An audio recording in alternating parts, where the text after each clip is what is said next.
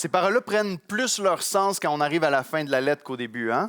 Lorsqu'on a étudié les Écritures, lorsqu'on a passé à travers chacun des versets, puis qu'on réentend les versets un après l'autre, on dirait que ça fait plus de sens, puis que notre pensée est éclairée par la vérité de la parole de Dieu. Ouvrez vos Bibles si vous avez une copie. Est-ce qu'il y a encore des gens qui apportent leur Bible à l'Église ici aujourd'hui? Oui? Yes! Noémie, elle lève sa main bien haut. Ouvrez vos Bibles avec moi en Philippiens 4. On va voir 2 versets ce matin seulement, puis on va terminer, Dieu voulant, la série la semaine prochaine. 2 versets seulement, on va être en Philippiens 4, les versets 8 et 9. Et pendant que vous tournez vos Bibles en Philippiens 4, je ne sais pas si vous savez, mais en raison des lois sur la pasteurisation qui exigent une durée minimum de 60 jours de vie pour le fromage pasteurisé avant d'être vendu, partout au Canada, sauf au Québec, ça fait en sorte qu'ici au Québec, on peut avoir, puis on peut se vanter d'être les seuls qui ont du vrai fromage en grains. Du vrai fromage en grains. Ça veut dire qu'on est les seuls au Québec à avoir la vraie poutine. La vraie de vraie poutine. Parce que pour avoir le bon fromage qui fait squick-quick, il doit être mangé frais, quelques jours après sa production. Puis juste au Québec où les lois sont différentes au niveau de la production laitière. Ce qui fait en sorte que de juillet 2016 à juillet 2017, pendant mon stage, ma formation à Oakville en Ontario, lorsque je m'ennuyais un petit peu du Québec, que je me disais, je vais manger un repas qui va me rappeler ma province, ma belle province, j'allais dans un resto et j'essayais de trouver une poutine. Parce que vous savez, tout le monde dit là-bas qu'ils ont de la poutine. Puis même, il y avait plein de gens qui travaillaient avec moi à l'église qui me disaient « Ah oui, tu peux aller voir à telle place, c'est la meilleure poutine dans le coin ici. » On arrivait là-bas, puis la majorité du temps, c'était du fromage râpé. À d'autres endroits, il y avait des vrais cheese curds, il y avait des vrais fromages en grains. Ça ressemblait à une poutine. Ça sentait la poutine. Ça s'appelait de la poutine. Mais c'était pas de la poutine. C'était pas de la poutine québécoise comme on aime la manger. Puis là, c'était décevant, puis je m'ennuyais encore plus de mon Québec. Est-ce que ça vous est déjà arrivé d'avoir quelque chose que vous pensez que c'est la vraie chose? Quand vous arrivez pour la prendre, ou quand vous l'étudiez, ou quand vous la regardez, finalement, vous réalisez que ce n'était pas la vraie chose, que c'était fake, que c'était une illusion, que c'était assemblant. Peut-être c'est une switch, hein, un interrupteur dans votre maison qui ne sert à rien.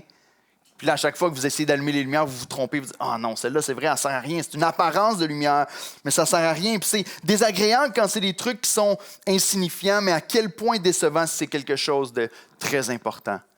Par exemple, ton enfant se fait mal dans un lieu public, il se fait dramatiquement mal, il y a un bras cassé ou quelque chose comme ça, puis là, tu regardes autour, puis tu vois une personne qui est habillée en docteur ou en infirmière, tu cours vers elle, puis tu lui dis « Est-ce que tu peux m'aider? » Puis finalement, la personne dit « C'est juste un costume, je m'en vais à un bal masqué. » Ah, quelle déception!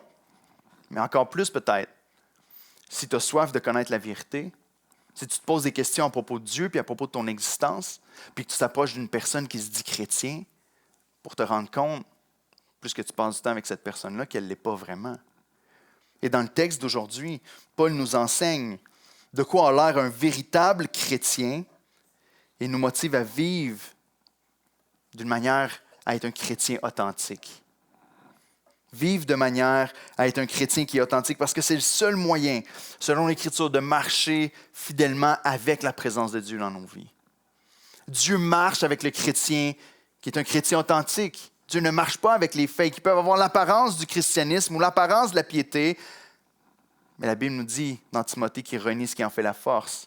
L'idée principale du texte de Philippiens 4, 8 et 9 aujourd'hui, c'est que le Dieu de paix est près du croyant authentique. Simple, mais tellement important puis tellement puissant de comprendre ça dans nos vies à chacun d'entre nous. Le Dieu de paix est près du croyant authentique et du croyant authentique seulement. Regardez avec moi les versets 8 et 9 de Philippiens 4. Il nous dit « Au reste, frères, que tout ce qui est vrai, que tout ce qui est honorable, tout ce qui est juste, tout ce qui est pur, tout ce qui est aimable, tout ce qui mérite l'approbation, ce qui est vertueux et digne de louange, soit l'objet de vos pensées. Ce que vous avez appris, reçu et entendu de moi, et ce que vous avez vu en moi, pratiquez-le.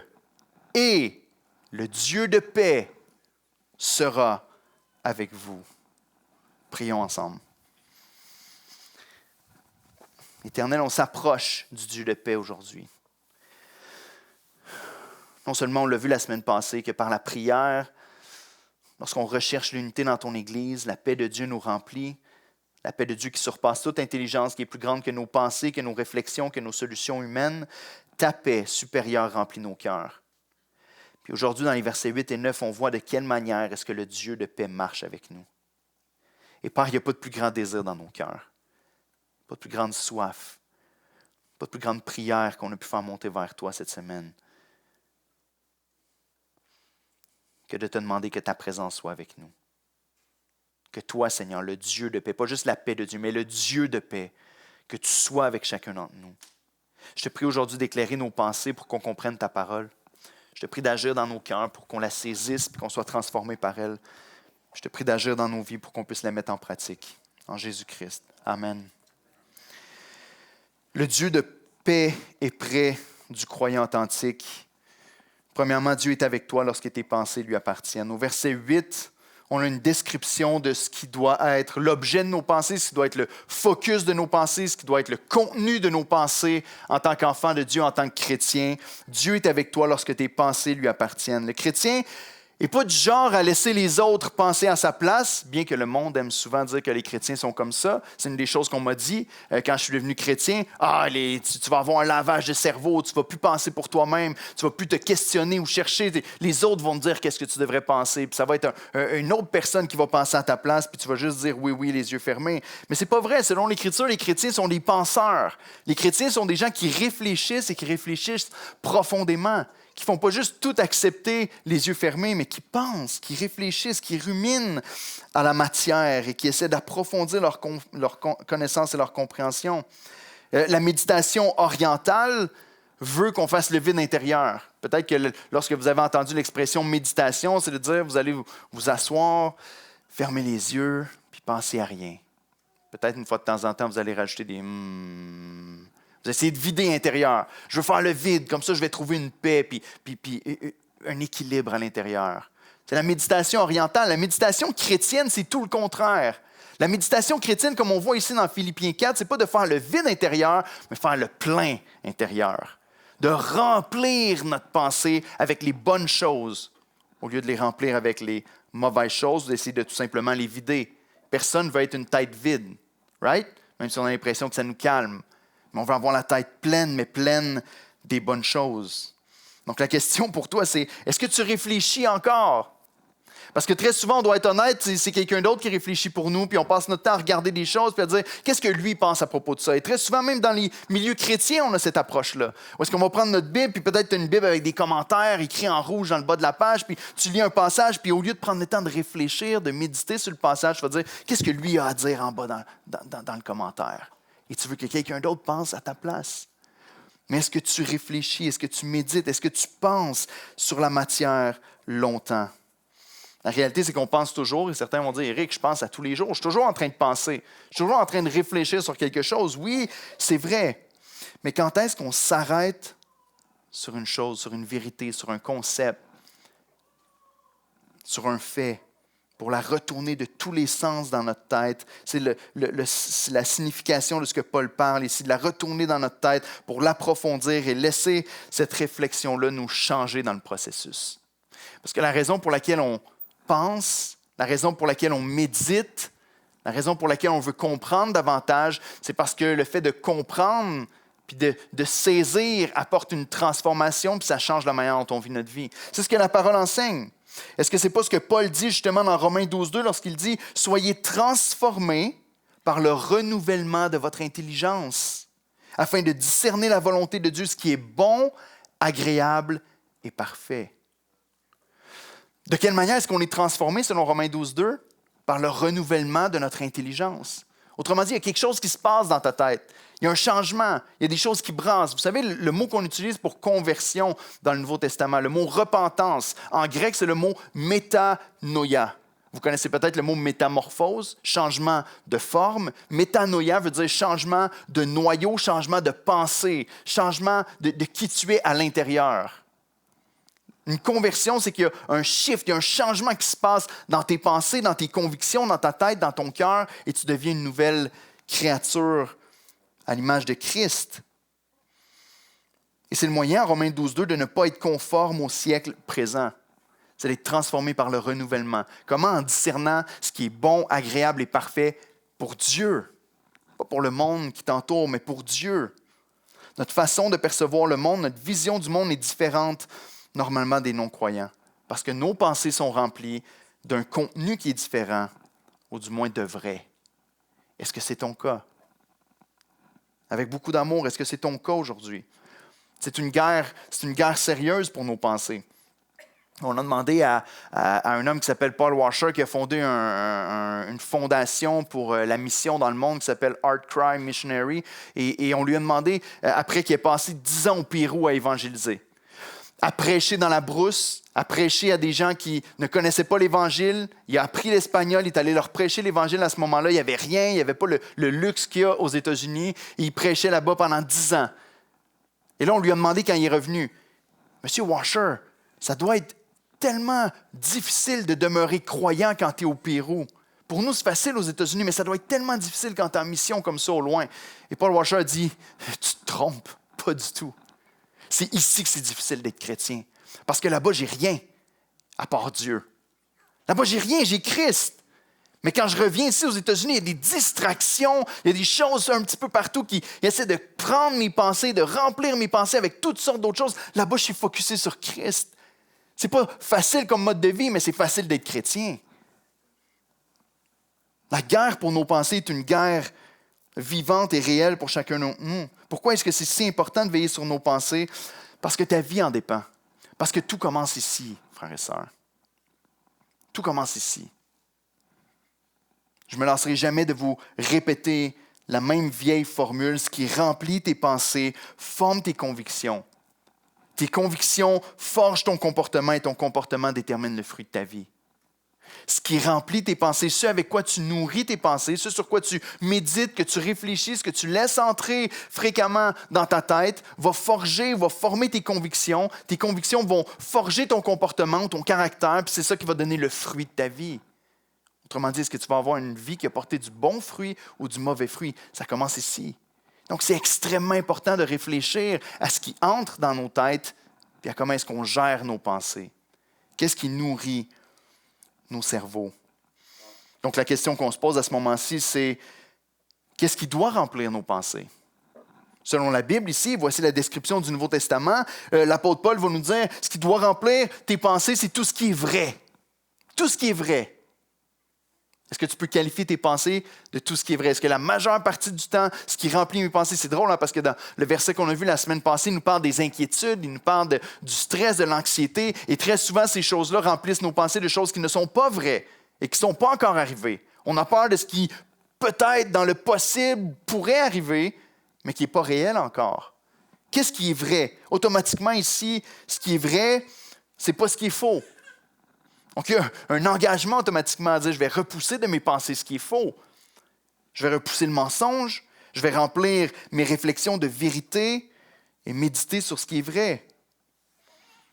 Kent Hughes dit comme ceci, il dit « Cet esprit cherche tout ce qui est vrai dans chaque avenue de la vie, dans la foi et la science, dans les relations et la vie publique, ainsi qu'en affaires, etc. » Autrement dit, une pensée assoiffée de vérité et qui est dégoûtée par le mensonge. Est-ce que tes pensées sont remplies par la vérité? Ou peut-être sont remplies par des choses qui sont dites à propos d'une personne? Est-ce qu'ils sont vrais? À moins que tu vérifies, tu ne le sais pas. Est-ce que tu laisses ça remplir tes pensées et tu mijotes sur ces choses-là? Est-ce que tes pensées sont remplies de la vérité ou sont remplies d'illusions, de mensonges? Est-ce que ça veut dire que tu ne peux pas lire de la fiction ou regarder des films de fiction? Pas nécessairement. Mais est-ce que tu es capable de discerner la vérité dans ces choses-là puis de méditer sur les bonnes choses? Ou est-ce que tu gobes tout ce qui t'est donné? Vous savez que le journalisme est un emploi. Hein? On gagne sa vie avec ça. Ça veut dire que parfois, tu veux donner quelque chose qui va être éblouissant, qui va frapper aux yeux, mais tu dois vérifier si c'est vrai ou non. Parce que sinon, tu tombes dans la peur, dans la pression. On l'a vu il y a quelques années. Il y avait toutes sortes de réactions dans la saison de la COVID, puis tout le monde avait toutes sortes de pensées. Et la vérité, parfois, était dure à trouver là-dedans. Est-ce que tu veilles sur tes pensées pour t'assurer que ce qui est dans ta tête, c'est la vérité? Ensuite, il nous dit tout ce qui est honorable. C'est le contraire de honteux. Est-ce que ce qui remplit tes pensées, c'est quelque chose d'honorable? Quelque chose que tu n'aurais pas peur que les gens mettent sur un grand écran en disant « Voici les pensées de Éric ». Est-ce que c'est des choses qui sont plutôt honteuses? Le genre de pensées dont tu ne rougirais pas si elles étaient exposées. Des pensées nobles, contraire de pensées ignobles. Il y a quelqu'un qui a dit un jour, si on pouvait voir toutes les pensées de chaque personne, peut-être que plus personne n'aurait jamais d'amis dans sa vie. Probablement vrai. La question n'est pas juste est-ce que la pensée vient dans ta tête, mais qu'est-ce que tu fais avec la pensée qui vient dans ta tête? Parce que ça nous arrive tous d'avoir des flashs, on est dans la chair, ça nous arrive tous d'avoir des mauvaises pensées, mais qu'est-ce que tu fais avec la pensée quand elle vient? Est-ce que tu la gères de manière honorable? Parce que si ça c'était vu aussi, peut-être qu'on garderait nos amis. Ah, j'ai une pensée qui vient envers tel frère, mais tout de suite, j'agis, je rejette cette pensée-là. Des pensées nobles, contraires d'ignobles. Est-ce que la manière dont tu gères tes pensées est honorable? Il nous dit ensuite des pensées qui sont justes. Ce qui doit remplir tes pensées doit être ce qui reflète la justice. Encore une fois, c'est contraire d'injuste, c'est de ne pas méditer le mal. Dans la pensée de Paul, la justice, c'est de faire la bonne chose. Est-ce que tu penses la bonne chose à propos des situations qui t'entourent? Encore une fois, la justice est lente à juger, mais rapide à poser des questions. La justice est lente à poser un jugement sur une situation, mais rapide à aller chercher de l'information. C'est-à-dire, est-ce que j'ai toutes les parties ici? Est-ce que je comprends bien ce qui est en train de se passer dans la vie de la personne? Est-ce que si quelqu'un vient me confier quelque chose, rapidement, je le prends pour du cash, comme on dit en bon québécois, je le prends pour acquis, je dis oui, ça c'est la vérité. Ou est-ce que je prends le temps de réfléchir et de dire, est-ce que c'est juste ce qui m'est apporté? Avoir une pensée adéquate d'une personne ou d'une situation, c'est d'avoir des pensées qui sont justes. Ça veut dire contrôler nos pensées lorsqu'il nous manque d'informations. Ça veut aussi dire d'avoir une pensée où on veut analyser avec justice les situations auxquelles on fait face. Proverbe 18, 17 dit « Le premier qui parle dans sa cause paraît juste ». Très souvent, quand on entend une personne venir nous conter une histoire, on se dit « Wow, c'est incroyable ce que tu vis, c'est pas juste, blablabla ». La première personne qui parle paraît juste, mais regardez la suite du verset. Vient sa partie adverse et on l'examine. OK, il y a une autre version à cette histoire-là. Peut-être que je devrais peser des deux côtés avant de me faire un jugement dans ma tête. Avoir des pensées justes, c'est avoir cette justice de Dieu dans notre cœur qui va être lent à juger et rapide à s'informer. Il nous dit ensuite que nos pensées devraient être pures. Peut-être que c'est le plus facile à comprendre pour nous, c'est le contraire d'impur. Et peut-être que plusieurs d'entre nous ici, on a déjà eu cette expression-là où on a dit ça, c'est des pensées impures. On comprend rapidement ce que ça veut dire peut-être. Des pensées qui sont souillées selon le Nouveau Testament. Des choses, on doit avoir des pensées qui ne sont pas corrompues par le mal. Souvent, lorsqu'on parle de pureté, impureté dans le Nouveau Testament, on parle de péché sexuel. Avoir des pensées à caractère sexuel. Lorsqu'on pense à des mauvaises choses ou des mauvaises choses à propos d'une personne en particulier, mais ce n'est pas exclusivement réservé à ce péché-là. Est-ce que ce matin, tu peux demander pardon au Seigneur pour tes pensées impures? Dans ses confessions, Augustin, ce grand théologien, démontre une profonde aspiration pour recevoir l'aide de Dieu, pour surmonter sa luxure qu'il va appeler de la luxure boueuse. Il va parler du brouillard de la convoitise qui assombrit son cœur. Du brouillard de la convoitise qui va assombrir son cœur. Très souvent, lorsqu'on pêche dans nos têtes avec le péché sexuel particulièrement, ou la convoitise d'autres choses, ça vient brouiller notre cœur sur la réalité. Ça vient même nous brouiller dans notre relation avec le Seigneur. On se sent automatiquement sale, on se sent rapidement souillé, on se sent rapidement loin de Dieu. C'est ce qui a conduit Augustin à prier tellement souvent dans ses écrits, « Seigneur, pardonne mes pensées impures ». Est-ce qu'on peut dire cette prière ce matin? Il nous dit ensuite d'avoir des pensées qui sont aimables. Ici, le mot « aimable » est particulier. C'est dans le sens de ce qui est attirant, de ce qui est beau, de ce qui est agréable, de ce qui est plaisant. Avoir des pensées qui sont aimables. Est-ce que si on pouvait exposer vos pensées de manière générale dans vos vies, on pourrait dire « Wow, c'est des choses qui sont... » Ils pensent à des belles choses, ils pensent à des choses qui sont agréables. On parle ici, lorsqu'on parle des choses aimables, on parle autant d'une fabuleuse symphonie qu'un paysage renversant jusqu'à une personne qui prend soin des faibles. Tout ce qui est aimable, appréciable, que tu peux regarder en disant « Wow, ça c'est beau ». Ça paraît ridicule, mais frères et sœurs, il y a un ami qui m'a dit à un moment donné, lorsqu'il parlait avec un non-croyant, son ami lui a dit « Toi, tu vas à l'église, tu te fais laver le cerveau. » Il a dit « Écoute, moi je vais à l'église 2 heures par semaine le dimanche matin. C'est vrai, je lis ma Bible, puis tout ça, j'essaie de m'approcher de Dieu, mais toi, tu écoutes la télé comme 6 heures par jour. Qui se fait laver le cerveau ici? » Non, mais pense-y pendant une seconde. On se dit, il ne faut pas exagérer, mais en même temps, veux pas, tu rentres des choses dans ta pensée. À chaque jour, on consomme de l'information. À chaque jour, on consomme des choses et des formes d'art. Lorsque tu regardes des émissions, lorsque tu regardes des films, lorsque tu regardes les médias, il y a une forme d'art qui est exposée à tes yeux ici. Qu'est-ce que tu admires? Est-ce que c'est des choses qui sont vraiment belles? Les musées sont un peu plus vides qu'avant. Et pour être honnête, je n'ai pas été souvent dans les musées dans ma vie. J'aime être à l'extérieur, dans des paysages qui sont beaux, mais à quel moment est-ce qu'on va à l'extérieur pour s'arrêter un instant, dans un musée où est-ce qu'on peut pratiquer cet art-là, de s'arrêter devant une toile et de réfléchir? Juste se dire, qu'est-ce que ça représente? D'écouter une mélodie, une symphonie, puis de se dire, est-ce que je suis capable de discerner toutes les subtilités des sons ici dans cette mélodie-là? Est-ce que nos pensées sont remplies de belles choses? Ou est-ce qu'on est tellement rempli de ce qui se passe? Vous savez, les bonnes nouvelles, ça ne pogne pas autant que les mauvaises nouvelles. Donc, quand tu regardes les nouvelles, souvent, ça va être pas mal plus des drames qui sont arrivés que des belles choses. Puis rapidement, on peut devenir insensible. Rapidement, on peut avoir le cœur qui s'endurcit. Rapidement, ce qui peut remplir nos pensées, c'est surtout des choses qui sont tristes et dramatiques plutôt que d'autres choses qui sont belles et encourageantes. Sais-tu reconnaître la vraie beauté? Es-tu engourdi par le superficiel et l'artificiel ou tu es encore capable de discerner la vraie beauté? Il termine en disant « mérite l'approbation ». Tu dois penser sur les choses qui méritent l'approbation. C'est contraire aux choses qui méritent la condamnation. Ici, pas l'approbation de la masse. Pas de dire « mais tout le monde est d'accord avec ça ». Je pense à ça, mais tout le monde est avec moi. Tout le monde dans le monde dans lequel on vit pense les mêmes choses que moi ici. On ne veut pas penser comme tout le monde, on veut penser comme le Seigneur. Qu'est-ce que Dieu approuve? L'approbation de Dieu et l'approbation de ceux qui savent reconnaître ce qui est bien et ce qui est mal. Les 2 derniers points qu'il nous donne ici sont comme le résumé des 6 premières qualités, des 6 premières choses qu'on doit rechercher. Lorsqu'il nous dit vertueux et digne de louange, vertueux ici pourrait être traduit par excellent. Autrement dit, que vos pensées soient remplies par des choses qui sont excellentes, qui sont délicieuses, qui sont bonnes, qui sont merveilleuses, qui sont agréables, et que ces choses-là, dans vos pensées, soient dignes de louange. Qu'on soit capable de dire du bien de ce qui remplit votre tête. Donc là, frères et sœurs, on se remet en question, puis on se le demande, est-ce que généralement, mes pensées sont remplies par ces choses-là?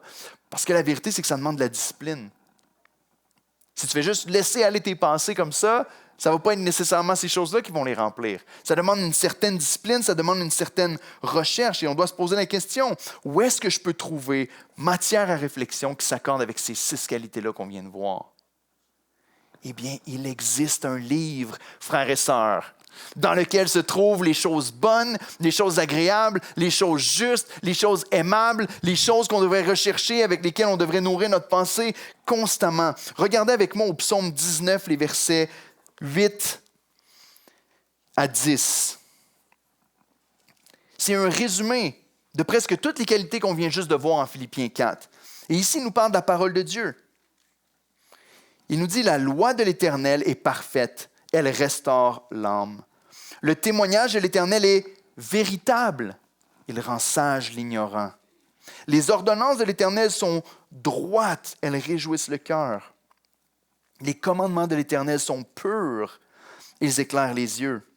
La crainte de l'Éternel est pure, elle subsiste à toujours. Les jugements de l'Éternel sont vrais, ils sont tous justes. » Voyez-vous, le psaume 19 nous fait réaliser que l'endroit par excellence pour trouver toutes ces pensées qui devraient remplir nos têtes, c'est la parole de Dieu. Oh, que les chrétiens redeviennent des gens du livre. Des gens qui reconnaissent la grandeur de la richesse de la parole de Dieu. Je ne sais pas à quel point vous passez du temps à nourrir vos pensées avec l'Écriture. Puis je ne parle pas ici de lire 84 chapitres par jour. Mais je parle de t'asseoir avec la parole de Dieu, de l'ouvrir, de lire un verset peut-être, un passage, jusqu'au moment où tu peux t'arrêter tranquille. Peut-être que tu vas le noter dans ton journal, mais que tu vas t'arrêter puis tu vas déposer le livre, puis tu vas commencer à méditer, puis à retourner le passage dans ta tête, puis à réfléchir. Seigneur, qu'est-ce que tu veux dire ici? Seigneur, qu'est-ce que ça veut dire pour ma vie, ce passage-là? Comment est-ce que ce verset-là peut venir transformer ma manière de vivre, ma manière de te voir? Seigneur, révèle-toi à moi à travers le livre que je suis en train d'étudier. Ou est-ce qu'on coche une case rapidement? Vous savez, il y a un frère qui me fait la blague, on parle de prédication ensemble, il est formé pour la prédication de plus en plus et souvent il va me dire, c'est drôle, on dirait que chaque message, l'application du message pourrait être pris puis lis ta Bible. Puis c'est vrai, d'une certaine manière, ça pourrait être ça. La Bible dit beaucoup plus que ça, mais d'une certaine manière, ça revient à ça. Si on se retrouve sur nos genoux à recevoir la parole de Dieu, Dieu parle à travers l'Écriture. À recevoir la parole de Dieu, à être nourri par la parole de Dieu, notre pensée va être transformée, nos convictions vont être changées, notre comportement va s'aligner avec ça et notre fruit dans notre vie va être à la gloire du Dieu Tout-Puissant. Est-ce que tu sers la parole de Dieu contre ton cœur? Le psaume 119, 165 résume aussi le texte de Philippiens 4 en disant que celui qui médite sur la loi de Dieu reçoive une grande paix. Autrement dit, la paix qu'on perd par la négligence de la parole de Dieu. C'est normal que ton cœur ne soit pas en paix si la parole de Dieu est loin de ton cœur, est loin de tes pensées, loin de ta vie.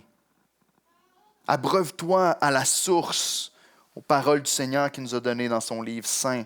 Quelqu'un pourrait demander, mais est-ce que c'est correct de penser à autre chose des fois? Peut-être un frère pourrait venir me voir après le service et dire, mais pasteur, moi des fois je pense à ma femme, j'ai-tu le droit de faire ça ou je dois juste penser à ce que la parole de Dieu dit? Mais tu dois passer tes pensées par le creuset du verset 8 de Philippiens 4. Est-ce que c'est bien de penser à ces choses-là? Regarde en Philippiens 4.8. Est-ce que c'est honorable? Est-ce que c'est juste? Est-ce que c'est aimable? Normalement, quand je pense à ma femme, c'est toutes ces choses-là. Gloire à Dieu, j'ai le droit de penser à ma femme. Les hommes disent Amen. Les femmes aussi, vous avez le droit de penser à vos maris. Par contre, si je suis au restaurant et que je me demande si je devrais remettre le change que j'ai reçu de trop du serveur, encore une fois, passe tes pensées par le creuset du verset 8. Est-ce que c'est juste? Non! Non seulement ça change ta manière de voir la situation, mais ça change ton attitude et ta réaction. Peut-être qu'on devrait mettre ce verset-là comme fond d'écran sur nos téléphones ou qu'on devrait se l'écrire sur la main, qu'on devrait garder un papier dans notre poche puis constamment le sortir pour dire, OK, ce que je pense, est-ce que je le passe par le filtre ici de Philippiens 4.8? Est-ce que c'est pur? Est-ce que c'est bon? Est-ce que c'est aimable? Est-ce que c'est juste? Est-ce que c'est sain? Prends le test quand tu choisis ce que tu vas regarder à la télé, dans les médias, dans tes lectures. Passe-le par le creuset de Philippiens 4.8 dans tes conversations avec les autres. Le problème, c'est qu'on ne pense pas assez. Et je le répète tellement souvent dans ma vie. Si seulement on pensait un petit peu plus, il y a beaucoup de choses qui se régleraient. Mes enfants doivent être tannés de me l'entendre dire à la maison. Non, mais si seulement tu avais réfléchi 3 secondes avant de faire ce que tu viens de faire, il y aurait eu un autre résultat à ce que tu viens de faire. Et dans ma vie aussi, c'est la même chose. On fait un...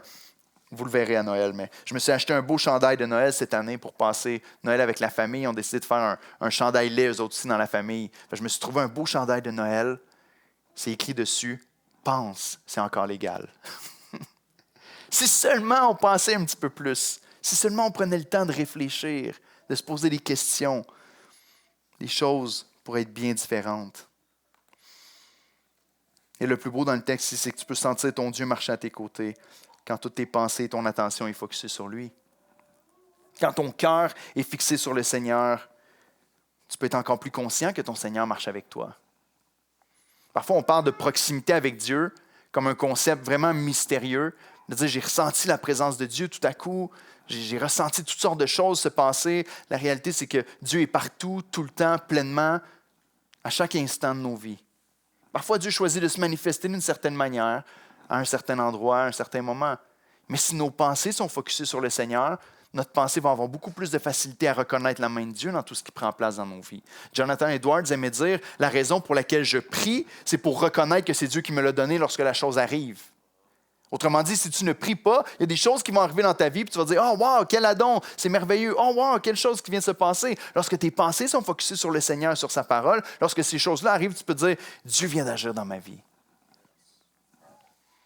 La solution Alors, pour pouvoir penser à toutes ces choses merveilleuses, et voici l'invitation que je vous fais, c'est de tous aller dans un monastère pour le reste de nos vies, pour s'éloigner du monde mauvais dans lequel on est, pour pouvoir juste simplement méditer sur les choses de Dieu jusqu'à la fin de nos jours. Non, hein, David, tu as raison. C'est pas ça la solution. Au contraire, le Seigneur nous envoie dans le monde comme des brebis au milieu des loups. Le Seigneur nous envoie dans le monde pour porter son message. Donc, comment est-ce qu'on fait dans un monde aussi corrompu pour garder nos pensées focusées sur le Seigneur?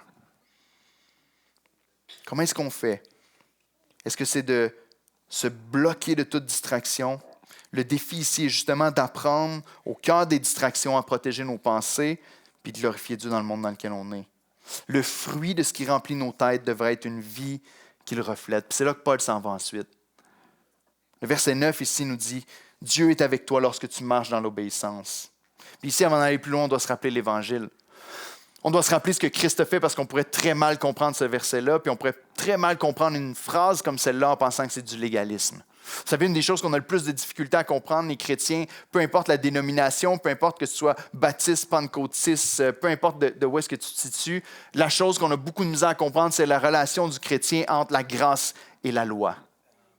On a de la difficulté à rallier ces deux choses-là. Comment ça fonctionne? Je suis plus sous la loi, j'obéis à rien. Maintenant, c'est juste la grâce et je vis comme je vis et je reçois la grâce de Dieu. Et de l'autre côté, non, je dois gagner mon salut, je dois faire mon travail, je dois réussir à vivre d'une manière que Dieu va dire à la fin, je t'accepte comme mon disciple. Comment on réconcilie ces deux choses-là? On les réconcilie à la croix de Jésus-Christ. Parce qu'on est sauvé par les œuvres, c'est vrai, mais par les œuvres de Christ et pas les miennes. On est sauvé parce que Christ a pris ma place à la croix. Le texte ici dans Philippiens nous a enseigné que Jésus a été obéissant jusqu'à la mort de la croix pour me transférer sa justice, pour que moi maintenant je sois non seulement reconnu comme juste, mais pour que je devienne juste et que je vive dans l'obéissance jusqu'à la vie éternelle. Il s'est rendu obéissant jusqu'à la mort pour que je devienne par lui obéissant jusque dans la vie éternelle.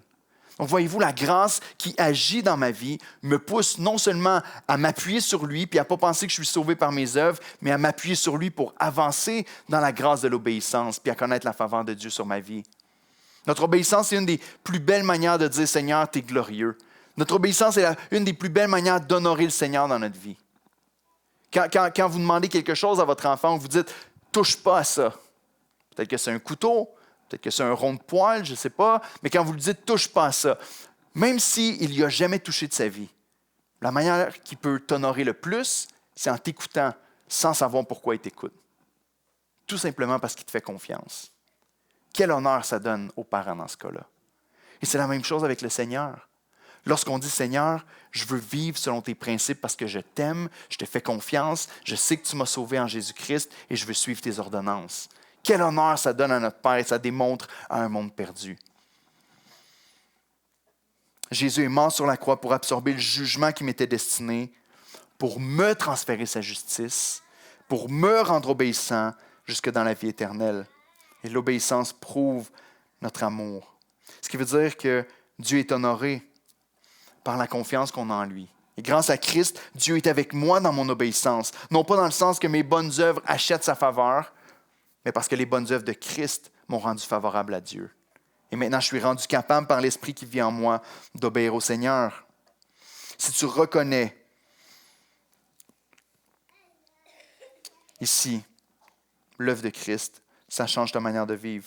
Et ici, il faut comprendre, Dieu est avec toi lorsque tu marches dans l'obéissance, non pas dans le sens que tes bonnes œuvres achètent la faveur de Dieu, mais plutôt dans le sens que tu reconnais si Dieu marche avec une personne, lorsque tu vois l'effet de Dieu sur cette personne-là. Autrement dit, lorsque Paul dit « Ce que vous avez vu en moi, ce que vous avez vu, pratiqué, entendu et tout ça, pratiquez-le à votre tour et le Dieu de paix sera avec vous. » Il est en train de nous dire, on reconnaît qu'une personne marche vraiment dans la même voie que tous ceux qui ont la foi. Dans leur obéissance, on reconnaît que Dieu marche avec eux. C'est une preuve. Vous avez peut-être déjà entendu l'argument, parfois quand on parle avec des non-croyants, « Tu ne vois pas le vent. » Non, mais si je voyais Dieu, je croirais qu'il existe. Et on va dire, mais tu ne vois pas le vent et pourtant tu vois son effet sur les branches. Un peu de la même manière. Peut-être que tu ne vois pas Dieu actuellement, mais tu peux voir son effet sur ses enfants. Tu peux voir son effet dans la vie de ses enfants. De quelle manière? Principalement par l'obéissance et la sainteté. Comment est-ce que je reconnais qu'une personne marche avec toi? Est-ce qu'il y a une sanctification qui est en train de s'accomplir dans ta vie? Est-ce qu'il y a une réelle guerre contre le péché, puis un réel désir de ressembler de plus en plus à Christ? Je reconnais que Dieu marche avec toi quand je vois la sanctification prendre place, lorsque je vois que tu es une personne qui cherche et qui ressemble de plus en plus à Jésus-Christ. Lorsque je vois ton obéissance à Dieu, c'est clair pour moi que ton roi règne sur ta vie. C'est clair de qui dirige lorsque je vois ton obéissance et ta manière de vivre. Autrement dit, si tes pensées appartiennent réellement au Seigneur et qu'elles sont remplies de ce qui lui plaît, particulièrement de sa parole, ta vie s'aligne avec tes convictions chrétiennes et c'est visible. C'est visible par le changement à l'image de Christ dans ta vie et par les œuvres que tu portes par obéissance à ton roi. C'est évident. Paul dit ce que vous avez appris, reçu, entendu et vu, pratiquez-le et le Dieu de paix sera avec vous. Donc, ce que ça veut dire aussi pour nous, frères et sœurs, c'est que tu peux dire que tu crois ce que tu veux. Tu as le droit de dire ce que tu veux. Mais j'ai le droit de ne pas te croire si ta vie ne s'aligne pas avec ce que tu dis. On peut dire qu'on croit tout ce qu'on veut, mais si notre vie n'est pas alignée avec ce qu'on croit, je vais dire peut-être que tu ne le crois pas tant que ça. Peut-être que vous avez déjà entendu cette histoire-là d'un funambule qui avait posé un fil au-dessus du Grand Canyon et qui marchait sur le fil sans aucun filet de protection et rien de tout ça. Il se promenait sur le fil comme ça. Puis les gens applaudissaient. « Wow, il était impressionné. » Chaque côté du canyon, il y avait des gens qui l'observaient. À un moment donné, il prend une brouette.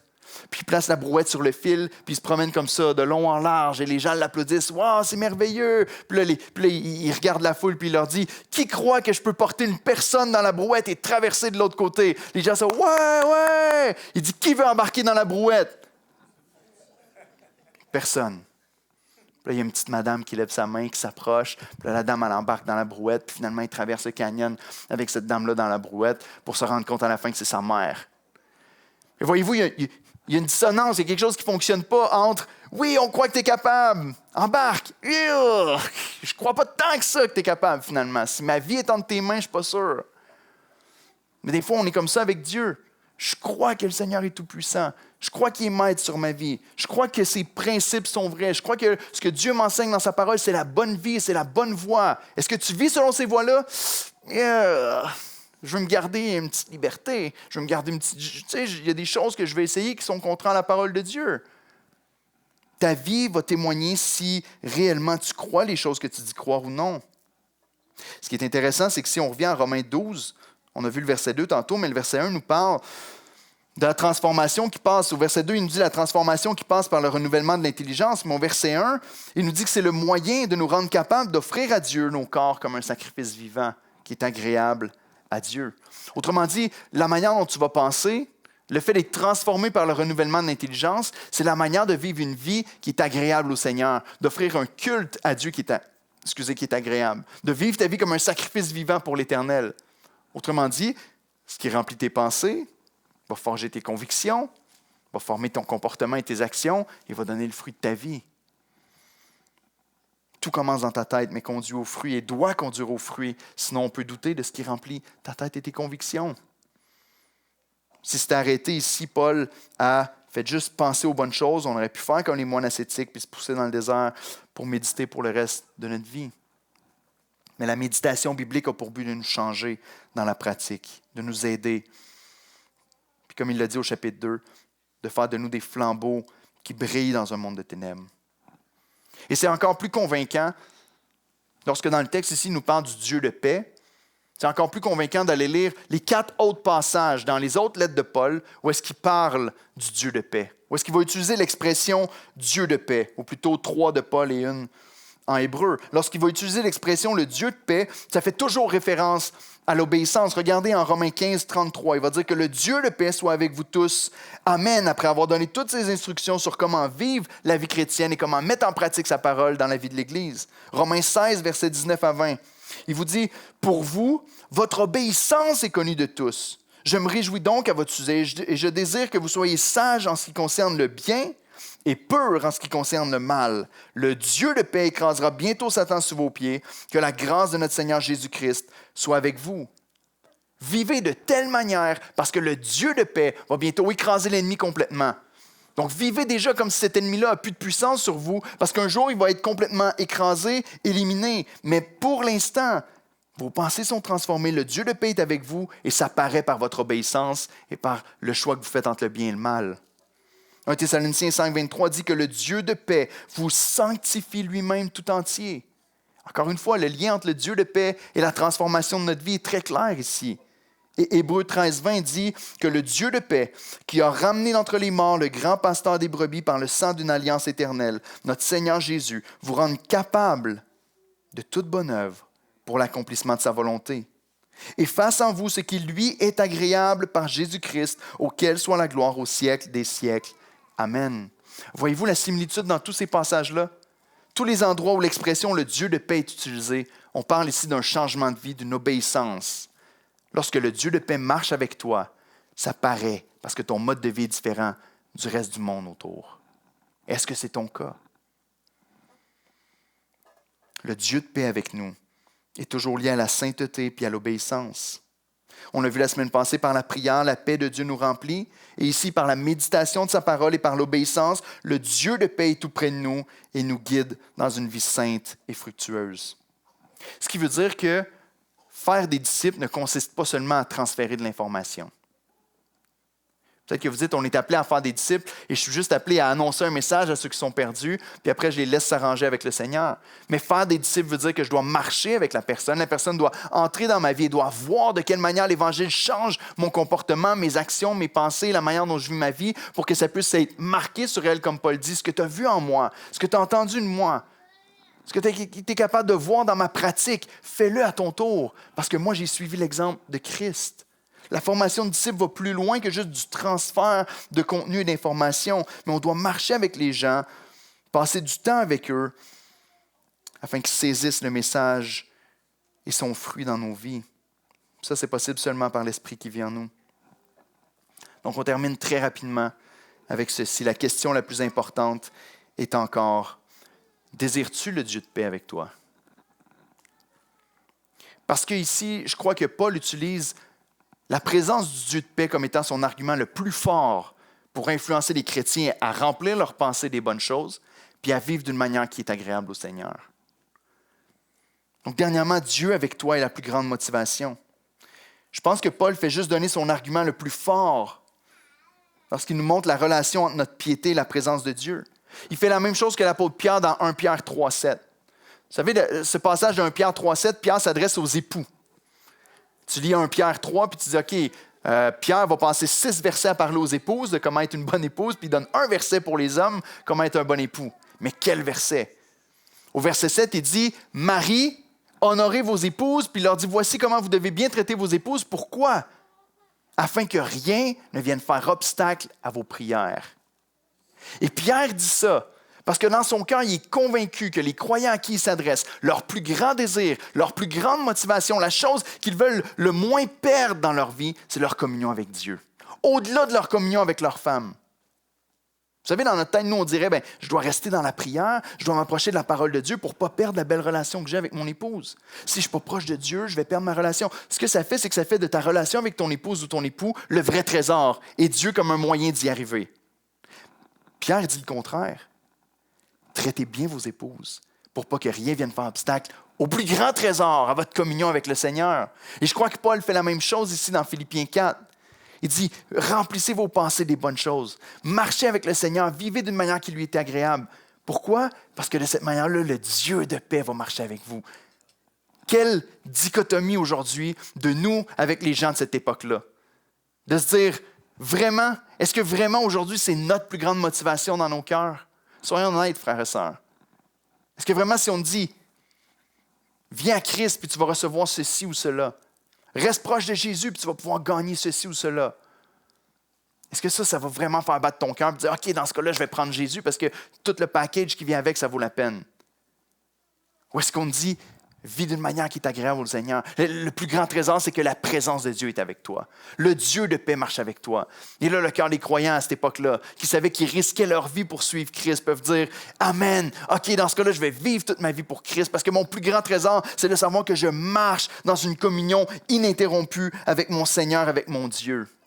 Est-ce que c'est notre cœur? Est-ce que c'est notre prière? Est-ce que c'est notre désir? Il n'y a rien que je désire plus, Seigneur, parce que tu es mon plus grand trésor. Donc, on reconnaît un croyant authentique, celui qui est tout près de Dieu lorsqu'on constate son mode de vie saint et obéissant. qui est une preuve que ses pensées appartiennent à Dieu, qui est une preuve que ses pensées sont gardées dans la pureté, dans la vérité. Puis en même temps, la promesse de la présence de Dieu, notre plus grande motivation à persévérer dans ses voies. Les musiciens peuvent s'approcher. Si on a déjà échangé des courriels ou des textos, des messages ensemble, c'est fort probable que je vous ai écrit à la fin du courriel que Dieu vous garde et vous guide. J'aime ces deux G-là parce que ça englobe beaucoup de choses au niveau de notre vie. C'est plus clair aussi que de dire souvent Dieu te bénisse. Je dis, OK, moi j'ai fait ça pendant longtemps. La première église où j'étais, je sortais de l'église, puis les gens te serraient la main, que Dieu te bénisse, que Dieu te bénisse. Puis là, souvent, je m'arrêtais et je leur disais, OK, comment? Comment tu veux que Dieu me bénisse? Ben, en général, là, qu'il te fasse du bien. OK, mais comment? Dis-moi quelque chose de concret. Mais j'aime écrire que Dieu vous guide, que Dieu vous garde. Parce que Dieu, c'est ce qu'il fait dans nos vies, c'est ce qu'on voit ici dans Philippiens 4. Philippiens 4 nous enseigne sur ces deux choses particulièrement. Et Warren Wiersbe, lorsqu'il commente sur le texte, il va dire, lorsqu'on regarde à Philippiens 4 dans son ensemble, il va dire, si on a la paix de Dieu pour nous garder et le Dieu de paix pour nous guider, pourquoi on s'inquiéterait de quoi que ce soit? Relis le chapitre. Approche-toi de Dieu par la prière. Mais si tu sais qu'en confiant tes besoins à Dieu, la paix de Dieu va remplir ton cœur. Peu importe la réponse aux prières, le fait de te confier en Dieu, la paix de Dieu va remplir ton cœur. Et si tu sais qu'en t'approchant du Seigneur, en remplissant tes pensées, en méditant sur lui, en vivant, en échangeant cette communion-là avec le Seigneur, le Dieu de paix marche avec toi, qu'est-ce que tu veux de plus? Et normalement, ça doit résonner dans le cœur du croyant ce matin. Est-ce que tu es un croyant authentique avec qui le Dieu de paix marche? Ou est-ce que tu veux prier avec moi peut-être ce matin en disant, Saint-Esprit, aide-moi. Aide-moi parce que je trouve ça tellement difficile de garder mes pensées. Je trouve ça tellement difficile même de marcher dans l'obéissance. Je suis comme un enfant rebelle, comme le peuple d'Israël dans le désert, qui constamment repoussait, puis se rebellait, puis toutes sortes de raisons peuvent être là dans notre cœur. Ah, mais tu ne comprends pas ce que j'ai vécu. Ah, Seigneur, tu devrais comprendre pourquoi j'agis comme ça. Regarde à mon passé, regarde à ce qui est arrivé. Seigneur, j'attends que tu fasses quelque chose dans mon cœur pour me tourner vers toi. À ce moment-là, c'est comme si on disait à Dieu, Dieu, tu sais que ton plus grand trésor, c'est moi. Fais-toi cadeau, Seigneur, puis change mon cœur. Je dis, Seigneur, tu es mon plus grand trésor. Je veux me donner à toi, même si je ne comprends pas tout. Parce que je te fais confiance, parce que je réalise quel genre de Dieu tu es. Prions ensemble que le Seigneur nous aide. Éternel notre Dieu, on a besoin de toi. On le dit avec beaucoup d'humilité. Je me prêche à moi-même clairement ce matin. J'ai besoin que tu m'aides à purifier mes pensées.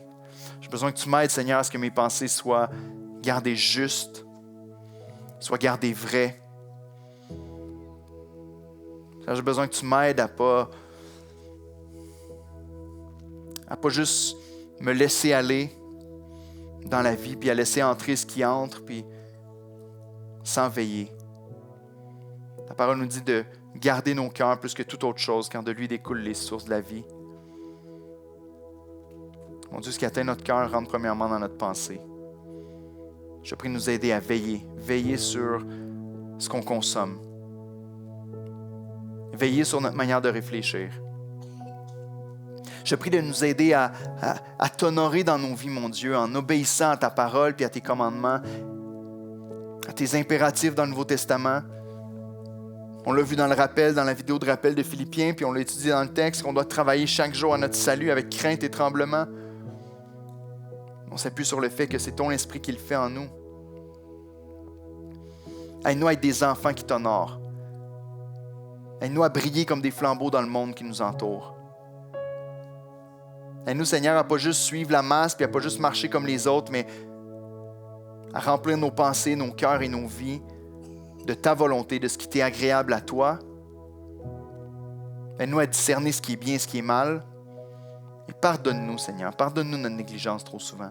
Pardonne-nous nos arguments. Pardonne-nous nos défaites, nos raisons pour lesquelles on ne vivrait pas pleinement pour toi encore aujourd'hui. Aide-nous à se tourner vers toi avec confiance. Et Père, je veux te prier pour les personnes qui ne te connaissent pas encore, qui sont ici parmi nous. Je te demande, Père, que tu les diriges à remplir leurs pensées avec ta parole, à juste commencer à lire l'Écriture puis à voir l'impact que ça a sur leur vie. Je prie que par ton esprit, tu changes leur cœur, par ta parole puissante, vivante et agissante. Sauve au milieu de nous, Seigneur. Que ce soit rendu évident aux yeux de tous ceux qui regardent à l'extérieur qu'on a un seul trésor. On a un grand Dieu. Un Dieu qui vaut la peine qu'on lui accorde toute notre vie. Avec joie. Sans regret. Parce que tu es digne, Seigneur, et qu'on veut marcher avec toi. Sois honoré par tes enfants, je te prie en Jésus-Christ. Amen.